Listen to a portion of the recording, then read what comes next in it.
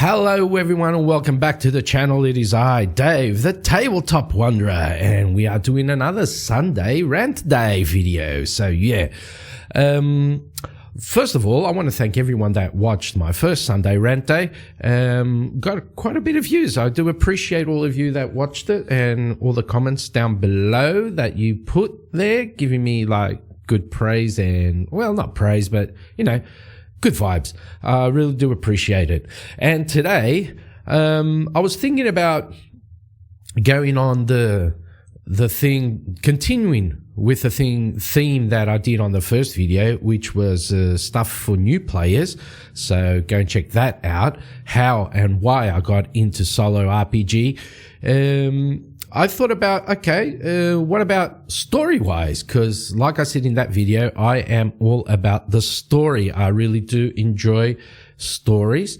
I love reading, and you can see more or less just a little bit of what I've got in my personal library. I'll go over practically all of these and how I get my inspiration and story ideas. Okay, so without further ado, let's get into it. So there are a couple of, how should I say, things where I get my story from, my stories or my ideas, story ideas, like it says here, where I get my story ideas from. The main thing is books, because I am a bookworm. I love reading all sorts of stuff. Not only fantasy, I also like reading historical stuff and biographies and a bit of everything. But I mainly focus on fantasy and sci-fi and all that sort of jazz. So the first thing that came to mind when I was thinking about this idea for this video was my new playthrough of The Shadow of Alnor. And how did I get to the story that I wanted? Well, not really the story, but the setting of the story. So for those that you have watched it, and for those of you that haven't, the story is on The Shadow of Alnor is basically in the city of Alnor, where we are following Killian, a dark elf vigilante sort of thing, like crime fighter, Batman inspired character, and it is all in the setting in the city of Alnor, which is the capital city of Darwin, my country, world sort of thing. And where I got that inspiration from, I just hit my mic again, where I got that inspiration from was really easy to find, and that was this book right here, which is called Darth Maul Shadow Hunter. This is by Michael Reeves. It is a book in the Star Wars universe with one of my, if not my favorite character from Star Wars, which I think was so underused. Darth Maul was so underused in the prequel trilogy, but okay, whatever. But this book is really good. It is one of my favorite Star Wars books, this one. And this book is all set in Coruscant, so the planet city of Star Wars, the capital planet city of Star Wars. And Coruscant is basically a planet, which is a city, and it has multiple levels. And Darth Maul is hunting this fella, and there's an apprentice Jedi that is assigned to protect him, and they go through various levels of the city of the city planet of Coruscant. That's where I got my inspiration for the Shadow of Alnor, just to run it all in the city, in the alleys and the streets and all that stuff. Because like, I thought the setting of the book was really good. And I said, oh, I want to do something more or less in the lines of that. So that's where my main inspiration came from for the adventure in Alnor, was from Shadowhunter, Darth Maul Shadowhunter, Star Wars. Really good book. Go check it out. Of course, all of the books that I'm going to present here, they are what I prefer. These are my preferences. It doesn't have to be yours, but this is where I get my inspiration. And like I'm about to say, like, this is where I get my inspiration. You can get your inspiration from wherever, like books, movies, songs even. I'll go touch in a bit of that also. For other ideas, there's like, you have the true and tried and tested J.R.R. Tolkien. These are just two. The other two are over there. So the Fellowship of the Ring, so The Hobbit and the Lord of the Rings trilogy, that is also really good. Let's do just fantasy. Okay, so Tolkien, we got fantasy for Tolkien. We got, of course, the one and only R.A. Salvatore and Drizzt. Drizzt, The Legend of Drizzt. I've got the trilogy right here also, and you're probably looking at it and you're saying, oh, what the hell's going on there? Because this is in Portuguese. I managed to get these in Portuguese. So yeah, you could get a lot of inspiration from this here. If you're going down the funny route or the comedy route, you've always got Terry Pratchett's Discworld. This is just one of them. The others are all over there also on the bookshelf. And as you can see, these are a bit worn and like, they've had a lot of use. They've had a lot of use. One thing I do, there's a ritual I have every year, is I read The Lord of the Rings every year. That's something I do every single year. When the year starts up, January 1st, I pick up The Hobbit and then I just go through it all again. And it's amazing that I can read that. I've read it, I don't know how many times, and there's always something new that pops up. Continuing on with the fantasy sort of thing, I picked this up a couple of months ago in a book fair, Dragonlance. So it's got 3 books in here: The Magic of Kryn, Kenda, Gully Dwarves and Gnomes, and Love and War. It is a collector's edition, and this was really funny because I was spending I was on vacation in this little town in Portugal called Peniche, which is a surfers town. So surfers, surfing, not a surface, surfers. And that's where my stepdaughter lives with her boyfriend. And we were there for a week on holiday, and there was this book fair there. And I walked in and there was this massive pile of books in just one corner. And above it, there was this like paper, A4 paper saying English. And I just went straight to that. Because if I can, I do get books in English. But if I don't, I get them in Portuguese. But I prefer reading in English, just so my English doesn't fall off, as you can see in my videos. And so in the middle of this pile of books there was this thing here, Dragonlance. I just picked it up straight away and said, okay, this is a no-brainer buy. I'm just going to get it. I headed over to the counter and I asked the girl that was there, okay, I want to take this book. I want to buy this book. How much is it? And she said, €1. And I said, what? €1. Oh, okay, then, I will take it for sure. And then she said, but from that pile over there, if you take 3 books, you only pay €2. I'm just like, what? Come again? So I just went over to the pile again and I rummaged through the whole thing and I found this also. Jack Higgins's The Eagle Has Landed and The Eagle Has Flown. This is what I would call a classic of World War II literature. This is amazing. I had read before when I was younger, The Eagle Has Landed, but I never had a copy, but I never had read The Eagle Has Flown. So, like, it was a toss-up on my vacation, which one to read first, but I went with The Eagle Has Landed, and I read this during that week. This is a different sort of thing. And then I actually got another book so I could get the 3 that discount. And I can't remember which book it was because it was a book that my stepdaughter wanted, and I bought it and she took it. So I can't remember what it was though.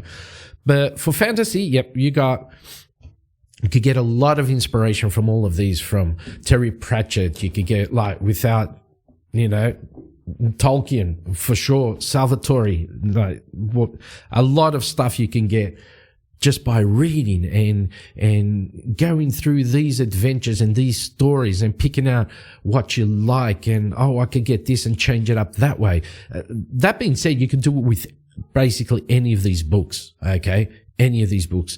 When we're heading into sci-fi, we have Darth Maul, which I've already shown, and just a couple of books here that are my all-time favorites, which is the one and only H.G. Wells' The War of the Worlds. This is fantastic. It is a classic.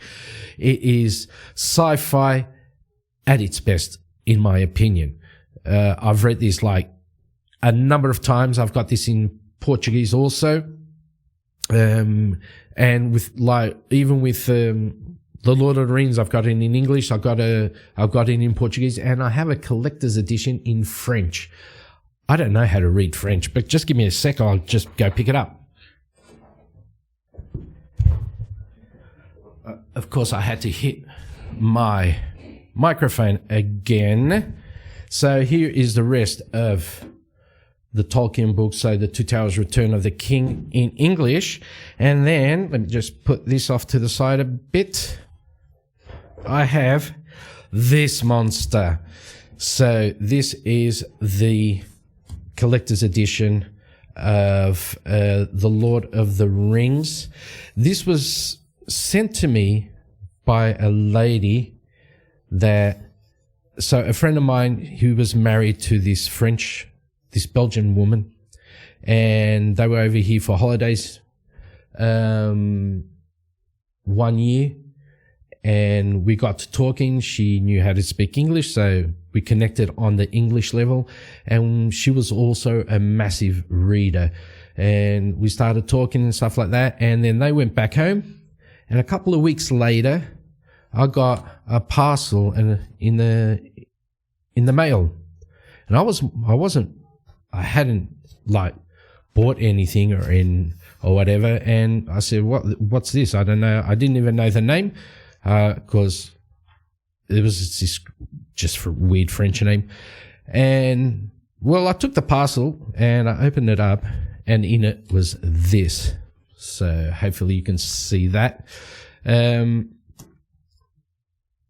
A couple of weeks later, unfortunately, Lyrian, she passed away in a car accident going to work. And so this is one of those books that is near and dear to my heart. I've had people offer me a ton of money for it because it is a collector's edition, and it has these magnificent illustrations, and it's just an amazing book. Like I said, this is a bit like all stuffed up because I don't read French, but I do need to go through this and open this up and like keep it a bit better in shape. But yeah, so Lord of the Rings there. And sorry about that bummer of the video, part of the video, but we're back to the sci-fi. So The War of the Worlds is one of my all-time favorite sci-fi novels. It is basically if I remember correctly, it is the first sci-fi. It was either this or The Time Machine. I think it was The Time Machine because at the time I watched the movie, that old 1950s, I think it is, or 1960s movie of The War of the Worlds. And then I went and picked up the book, and I do have it in Portuguese also. Now, this is my all-time favorite sci-fi book, which is John Wyndham's The Day of the Triffids. I absolutely love this book. This is on, This is on par with The Lord of the Rings and Shadowhunter. This is one of those books that I do read every year. I read this first when I was at school in Sydney. It was one of those required readings in my English class, and it just blew me away. And ever since, this is like the third or fourth copy I've got of the book, because the others I kept, like, people say, oh, lend me the book, and then I'll lend them the book and they never returned it. But this one is still here. This one I'm not going to lend to anyone, because it's not that I'm sick and tired of buying the book. It's just like, okay, I've bought like 3 or 4 copies already.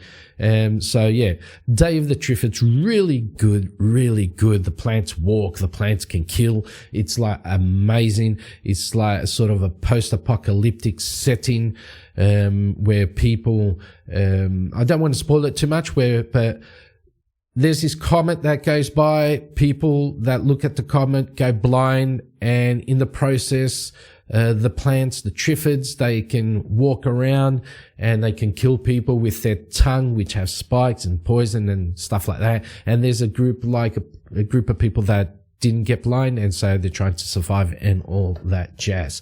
So yeah, sci-fi, Day of the Triffids, War of the Worlds, Star Wars, you name it, Star Trek, good inspiration things for good inspiration franchises that you can get some good ideas from. Now, on that other sort of fantasy trope thing, let's go and have a look at this here. The Lovecraft Compendium. I bought this off on a book sale also, and this has a bit of all. It's got the Call of Cthulhu, Dunwich Horror, The Whisper in the Darkness, and The Haunter of the Dark. So it's a nice little one book of Lovecraft's stories. And of course, everyone knows the Call of Cthulhu. I hadn't read the Call of Cthulhu until I bought this book. I'd heard about it a lot of times, but until I bought this book, I hadn't read it. It is weird. Like the whole book here, the whole compendium is weird. It is Lovecraft. Now I know why people love Lovecraft. It's just too good. So if you're going for more of that, what do they call it? Mythos horror sort of stuff. Yeah, Lovecraft, you can't go wrong with Lovecraft, and get some ideas out of that. Solomon Kane, Robert E. Howard. This fella needs no introduction. He's like Conan's the Barbarian's long lost brother or cousin or something. So if you don't know, Conan was written by Robert E. Howard. I also have a massive book of Conan the Barbarian stories. I just don't have it here. It's probably downstairs because I'm reading that once again. But Solomon Kane, this is in Portuguese, The Fabulous Adventures of Solomon Kane. I love Solomon Kane. He's just one of those characters that's just is good, but he's got that weird sort of good in him. And the story and the settings, like 3040s Africa, stuff like that, and it is really good. I do also like getting a bit of that mystic vibe from Solomon Kane, and also from Conan the Barbarian, more on the fantasy side. But Robert E. Howard, you can't go wrong with any of these actually. But Robert E. Howard is also one of my inspirations where I get story ideas from. Okay. Now, I talked a bit about World War II just a minute ago, and I showed you Jack Higgins' The Eagle Has Landed and The Eagle Has Flown, which are really, really fantastic books. I think there's a movie for them also, each one of them. I'm not too sure. Don't quote me on that, but I think there is. But The Eagle Has Landed, The Eagle Has Flown, really, really good. Like spy World War II stuff. Excellent. If you're doing sort of those spy RPG pulp settings, you can get some good ideas from The Eagle Has Landed. And one of my all-time favorite World War II books and movies is Where Eagles Dare. This is in Portuguese. Alistair MacLean's. Is it Alistair MacLean or Alistair MacLean? I'll just say MacLean because that's what it says there. Alistair MacLean's Where Eagles Dare. Alistair MacLean is one of those authors that was just like World War II all over the place. I've read a couple of his books. This is the only one that I do have.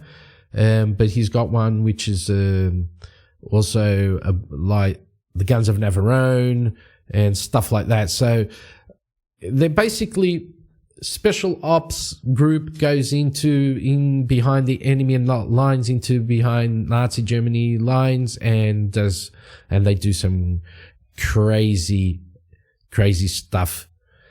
This is also a movie with Clint Eastwood, Richard Burton. Richard Burton and Clint Eastwood right here. And what made me get this book is actually funny. I've got here books, movies, and songs. I am a big Iron Maiden fan. I am a metalhead. And I watched the movie once, the first time I watched the movie of Where Eagles Dare. And then round about a couple of months later, Iron Maiden had come out with their new record, their new LP, which was Peace of Mind. And if I'm not mistaken, I think it's actually the first song, the first track on the album is Where Eagles Dare. And the name clicked, and I said, wait, I've seen a movie about Where Eagles Dare. And so I looked at the lyrics, because, back in the day, the LPs, you'd have a slip cover, and sometimes the lyrics would be on it. And I think that's where I got it from. And I saw that the lyrics matched the movie perfectly. And I thought to myself, wow, these guys watched the movie. But then, doing a bit of digging at my school library at the time, because there was no internet. We're talking about like 1980s something, 85, 86. Internet was not a thing. I went to my school library, talked to the lady that was there, the librarian, and we were talking. I said, I heard this song about this thing called Where Eagles Dare, which is a movie with Clint Eastwood, and because I'm a big Clint Eastwood fan. And she said, do you know that's actually a book? And I said, what? She said, yeah, it's a book. And she went and got me Where Eagles Dare. That's why I've got songs here, because you can also get inspiration, story ideas from songs. And like, not to bash on all other genres of music, but metal is where you can get a lot of ideas, a lot of inspiration for stories, without a doubt. So, World War II, Eagle Has Landed, Where Eagles Dare. And I got this biography, which is called Road to Hiroshima by Kenneth Harrison. Kenneth Harrison was a soldier, an Australian soldier in World War II. And this book is about him being captured by the Japanese, being a prisoner of war of the Japanese in, I think it was some Singapore island or something like that. One of those, those archipelagos in the Pacific. And he was a hero. He was a prisoner of war. And then by the end of the war, he was released. And he was one of the first, him and his mates were the first Westerners to walk into Hiroshima after the bomb had fallen. Okay. So it also has some pictures here. It is a really good book, and you can get, so some of the pictures that you do see from Hiroshima were actually taken by this guy.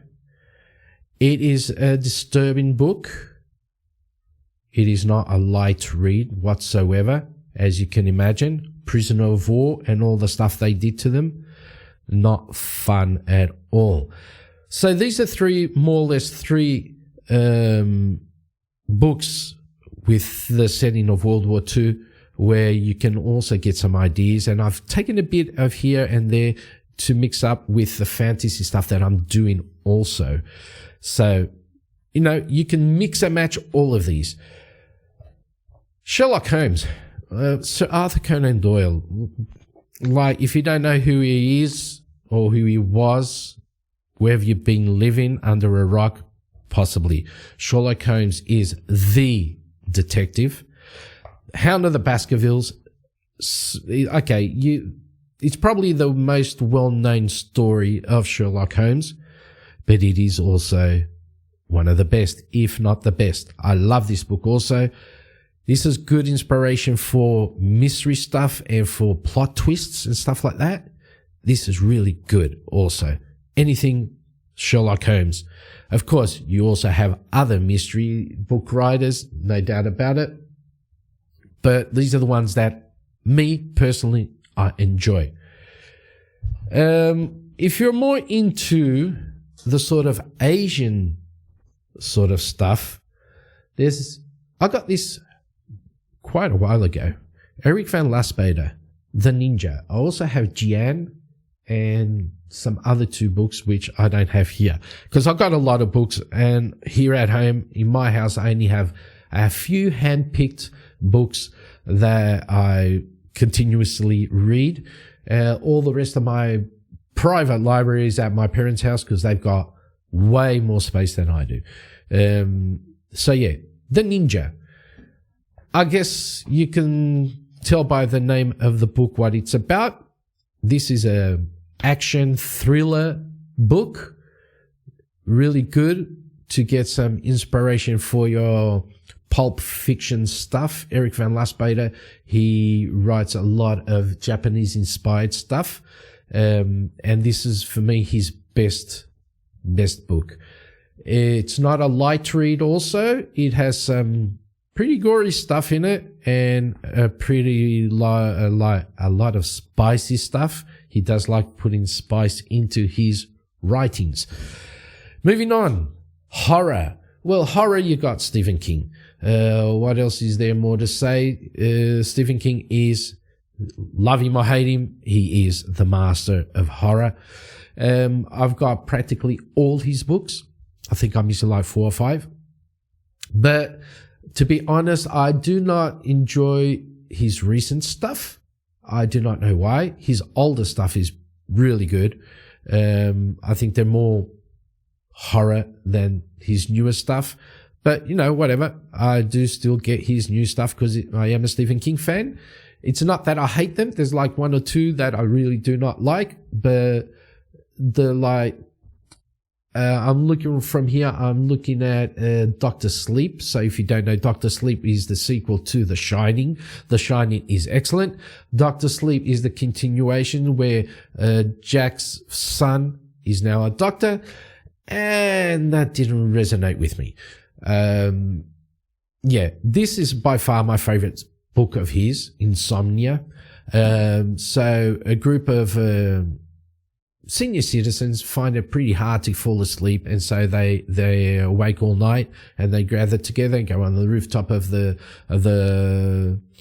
home they are in, and they start to see stuff happening. And so I'm not going to spoil any of the story, but that's basically what's happening here in Insomnia. This is really good. I really did enjoy it. It's got that mystic mystery feel to it also. Stephen King stuff, even though it's mainly horror, he does use he's got a lot of mystery elements in his stories also. And looking from here right over there, I've got Tommyknockers is pretty good. Needful Things is really nice. Gerald's Game is that is a really good psychological horror book, and the movie's also not that bad.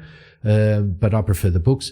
And what else? Oh, and The Stand, of course. Why? The Stand is his magnus opus story. And that's about it for books. So when I need something a bit horror, I either go to Stephen King or Lovecraft, and fantasy is all these stuff, real world stuff. You got these World War II sort of things, and that's basically what I use, or where I get my inspiration for my story ideas. Right? You can also get them from movies, like I said, like Eagle Has Landed is a movie. War of the Worlds is a movie. Like Lord of the Rings movies. Sherlock Holmes, there's a ton of movies, or the series, the miniseries. What else? Like a lot of stuff. Conan was like, Schwarzenegger, that's his name, Schwarzenegger. He was Conan. He is Conan. I think they're making the Conan the King movie with him right now. I don't know. I've heard something about it. But yeah, you can also get inspiration from movies. Star Wars. You want something in sci-fi? But you have to look at it this way. Whether you're doing books, movies, or songs for inspiration, don't just read the book for reading.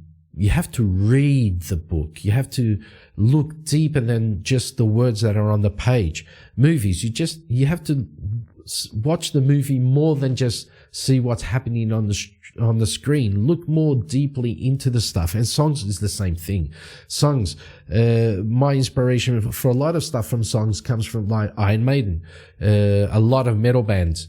One really good metal band that you can take a lot of inspiration for fantasy is Manowar, especially those epic battle scenes like Helm's Deep in the Two Towers, that sort of stuff.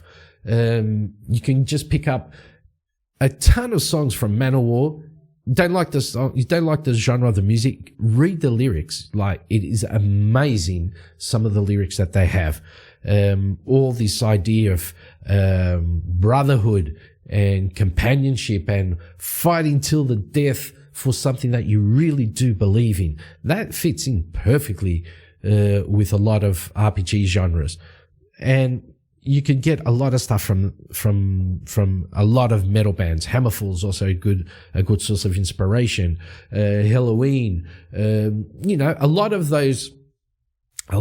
of European metal bands that are based more in European folklore and medieval stuff in Europe, like Germany, France, Portugal. Even Portugal has a lot of castles and stuff like that. Songs, listen to, well, if you don't like I said, if you don't like metal, just go and get the lyrics and read them through, and you will surely get some story ideas from those. I guess I'm going to finish ranting up today. This has been my story ideas, where I get my inspiration for stories. If you do go through the books, you're going to need a lot of time, to read. But I do recommend reading. Reading is really good, because I usually say one thing is, movies are good. Okay, don't get me wrong. I love movies. I love watching movies. But movies, you're set into what the director wants you to see. So whatever comes up on the screen, that's what you're going to see, no matter what. You're not going to change your mind or anything. You're not going to see Legolas as anything else than what Peter Jackson wanted him to be on the movies. And let's take that example. Let's take Peter Jackson's Lord of the Rings trilogy. As you've seen, I have it all here, right? Even The Hobbit, although The Hobbit was a bit meh, but I've got them here. And I've said in the beginning of the video, I read these every single year. January 1st, the first thing I do is I pick up The Hobbit, and then I go all through all of them. That's why they're a bit beaten up, because I do read them a lot. And when I watched the movies, I watched all of them at the theater, at the cinema. I was blown away. I was blown away, totally blown away with the movies. They were really well done, and that's why they are what they are. They are a classic now. But there was one scene that from the Fellowship of the Ring that I wanted to see if he could match it. Of course, there's a lot of stuff that was missing from the movies, without a doubt. But there was one scene, and that scene is when Arwen picks up Frodo, puts him over her horse, and she's being chased by the Nazgul. And she gets to the river and she says that spell sort of thing, and the river comes flowing down, crashing down, and takes the Nazgul with him. And the thing I wanted to see was, could he do what was in the books? And the book says that the river looked like horses, a stampede of horses going down. Dun, dun, dun, dun. And when I was in the theater and that scene came up and he did exactly that, I smiled. There was a big grin on my face and I said, perfect. But that's different because a lot of stuff that were in the books and that he projected onto the screen were different in my viewing. Because when you read a book, you're making your own movie. You are imagining, you are taking the words that are in here and you're making the movie in your head. Right? You're imagining that Aragorn is this guy with this cloak or whatever, with his sword and stuff like that. And then when you look, that's why sometimes when you look at a movie based on a book, you get disappointed because it's nothing like, it's nothing like the books. Yeah. Because that's the main problem for me is when something is based on a book, you only get to see what the director wants you to see. But when you read a book, you're the director. You're the one that's directing the movie. So the movie is yours. And that's why I usually tell everyone, dude, read the book first, then go watch the movie and then make up your mind. Like I said, I am a big Stephen King fan. Of every movie that's been done by Stephen King, I'm yet to see one really good movie. Like even The Shining, which you could say, yeah, it's really good. Yeah, okay, yeah, it's good.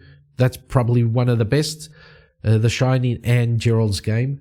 But it's still lacking a lot of what's in the book. You get it? Because I read the book and I imagined it one way, and then you go and watch the movie and you only seen it through the eyes of what the director sees. But don't get me wrong, I do love watching the movies. I do. And I just basically like, this is all gone. But yeah, read books, number one, watch the movies and hear some music, some songs, even if the songs don't have any lyrics to them. Get classical stuff. Get Mozart, get Beethoven, like The Ride of the Valkyries from Wagner. Like, oh my God, like everyone knows that. And you can imagine a lot of stuff from that. Just go forward. This is where I get most of my ideas from when I'm playing RPGs. So when you see me in Shadow of Alnor, just rolling a dice and comes up a noun and a verb, and I mix those two up, and my head instinctively goes to one of these books or something in the lines of that and say, oh wait, I could do this and that and that and that. So this is just a little rant about where you can also get your ideas from. It doesnment mean that this is the perfect solution. It is my solution, and which I want to share with you, with all of you. And who knows, you might actually take away some ideas from here. Okay, so I know I said I was going to finish like about 10 minutes ago, but now I am. Okay, thank you all for watching. I hope you did enjoy this video. Let me know down in below in the comments what you thought, and what other ways do you get inspiration for your story ideas in solo RPG. Okay, have a great one. Don't forget to like, comment, and subscribe, and I'll see you all on the next one. Have a good one. Bye bye.